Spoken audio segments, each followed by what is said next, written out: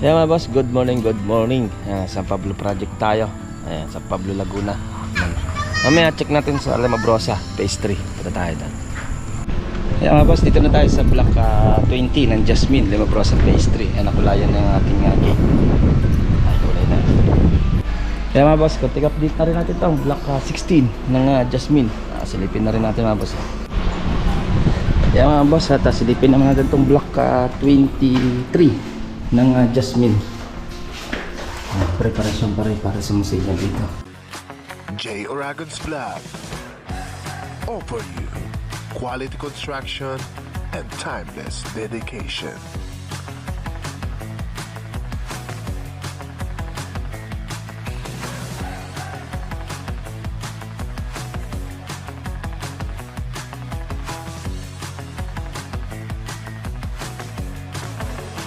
J. Oragon Vlog.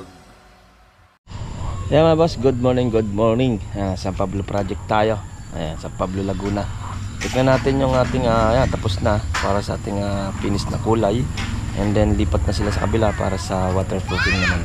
Mamaya check natin sa Alamabrosa phase 3. Punta tayo doon. Ayan mga boss, tapos na to. Ayan, nakulayan na itong halos kalahati, megit kalahati. Ayan, kulayan na siya. And then dito na sila sa kabilang portion, itong kaliwa na to. Kabit na ng kabit na ng scaffolding doon sa pinaka dirty kitchen nya. And then dito nalagyan na ng waterproofing and then fiber mix construct na yung ginagawa.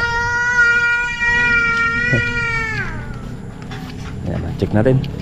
Construct na.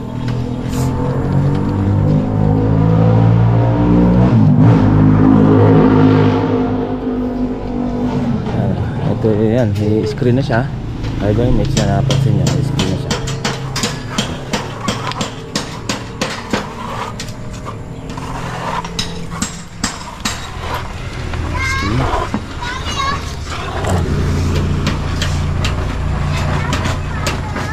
Tagal na, lapat na yung ating screen. And then construct na lang, babatakan na lang ng 4 na patong. First coat pa lang. And then yun na lang, lalagyan na lang ng waterproofing and then fiber mix. I-epoxyan mo na yung may crack doon. Ito wala na. Okay na dito. Okay. Dito naman, ito okay na to. Pinturahan na. Okay na. Bilis na. Safety na yung firewall ni client dito. Yan. Okay na. Ito na lang naman. Yan, kabila na.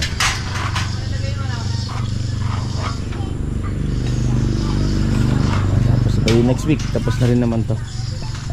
Itong kabila. Okay, ito nga pa waterproofing. Medyo umulang kanina. Mamaya punta tayo sa Alamabrosa phase 3. Kaya mga boss, at mamaya pupunta tayo sa Alamabrosa phase 3. Kaya update ko kayo yung mga ibang Jasmine linayan natin doon. Dito tayo nakapag-update kagahapon. Update natin yung bukas. Okay, yan. Next week tapos na to. Hindi na matatapos yung next week. Clear na to. Okay, samahan niyo ako, papunta ako sa Alamabrosa phase 3. Ayan mga boss, dito na tayo sa block 20 ng Jasmine, Alamabrosa phase 3. Ayan, nakulayan na yung ating gate. Ay, kulay na. Check natin na boss. Ayan ang block 20 natin ng Jasmine. Nakulayan na. Nakabit na pati yung mga ilaw niya. Ang doorbell niya. Ang doorbell niya. Kabit na. Okay na yung gate niya. Ayan, kabit na. Nakulayan na. And then yung PVC panel, okay na rin. Yung ilaw na lang ikakabit. Ayan, mga ilaw na lang. Simple lang. Ganda ng PVC nila. PVC panel nila.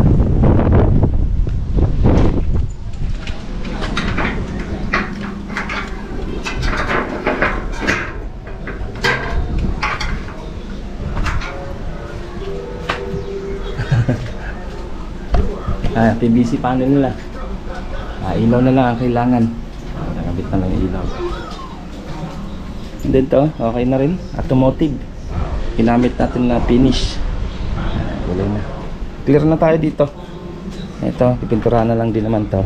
Clear na tayo dito sa area. Pa-clear na natin to. Okay na, ilaw na lang na may kakabit. Okay. Kaya mga boss, at silipin naman natin itong block 23 ng Jasmine. Preparasyon pa rin para sa masilya dito. Masilya pa dito. Wow! Masilya pa rin tayo. Okay na. Liliyahin na lang naman to. Tumboy na. Nabata na. Liyo na lang to. By next week. Pintura na tayo. Hintay lang habang hinihintay lang sa client kung kailan ang magpapakita sa atin. BCC client. Bata ka na. Bata ka na. Ito yung master bedroom niya. Yan, napansin nyo, 3 room. Ito sa computer area lang naman ito. Computer lang naman ito. Ay, mga outlet niya. Aircon. Yan, outlet. Block 23 ng Jasmine mga boss. Kaya mga boss, konting update na rin natin itong Block 16 ng Jasmine. Silipin na rin natin mga boss. Block 16. Yan, kabit na yung bricks doon. And then yung mga grills. Kabit na rin yung mga grills. Pero fully finish tayo. Kaya next week, turnover na to. Block 16. Ayan na, mamasilyahan pa yan na pag di na umulan na. Ayan o, yan, yung gilid na yan. Papaputiin din yan eh. Ito grills para dito. Ginagawa na yung grills niya.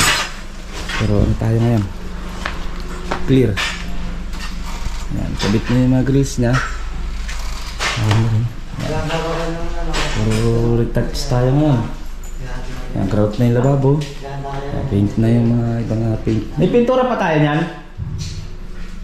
Wala pa ba sa isa? Wala pa. Ayan, pintura pa pala. Ayan, puro clear tayo, retouch. Para turn over na yung ano. Ito, yung binalag natin ng huli. Okay na, grout na lang naman ito. Okay na, wala nang problema. Yung heater sa taas na naman, yung kinakabit.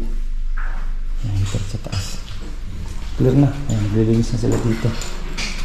Kaya may bubuksan tayong projects by Lunes. Linea dito rin sa Limabrosa, phase 3. Lipat na yan doon, mga team. Dito naman, ito yung handle.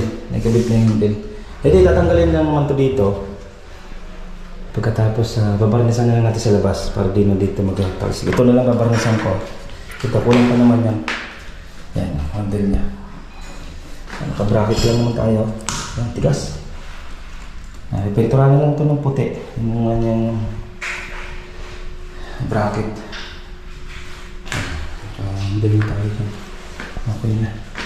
Yan dito, clear na tayo. Ayan. Ito, kulang pa naman yung ano dito. Yung kanyang waterproofing. Kasi bulang kanina, kaya na-stop. Ayan, 5 minutes pa naman tayong kapiraso. Pinabilihan ko na ng mga outlet, yung pwede sa exterior. At para malagyan na, kasi dyan kumuha ang supply niyan, pero dito. Yan. Para magkaroon sa tambak outlet to 1, 2, 3, 4, 5. Isang room lang yan pero 5 outlet to.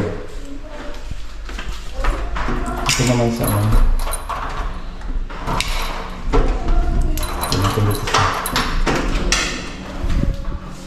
ayan, kabit na yung heater. Heater naman ito, kabit na. Ito naman yung kiniklear na naman yung ano dito.